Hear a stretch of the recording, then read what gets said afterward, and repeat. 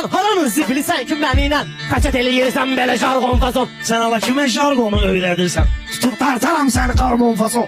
Sən nə belə kişilikdən danışırsan, sonra giyinmisən qara kapron fason. Çobanlının meyxanası pullaşıb, giyindi göy kaşlonu Elton fason. Sən də mini gey, gedək gezməyə, gözəlləşibdir Bakı London fason. Bizdə kişi kişiyle gezmir atam, yenə danışırsan belə anon fason. O dediğini keçirdərəm başıva, sonra vuraram alnıva piston fason. Yaman şeydi pul sənə təsir eləyib, yaman şişirdim səni silikon fason. Orxandan ön bir daha veriliş açıqdır, yaradmışsınız həyəti pavilyon fason. Özünün nənəsinin bir də iş otağı var, eynilə aynı istek Amerikan fason. Təsvir edin meyxana bir dünyadır, mən eləyirəm idarəmlə son fason. Elə skarp kəndə yollaram bunu, Udar kəndin havasını karbon fason. Biraz da uysa Pərvizin gözündə, bülbülə görünəcək Washington fason. Hansı şair bəyənməyir Pərvizi, o beşədə böyüyübdür Robinson fason. Pərvizin öz istedadı olmayıb, bizdən oğrayıbsız işi piyon fason. Sizi at kimi kişinədərəm qabarda, ərəbə qoşum dalğıza fayton fason.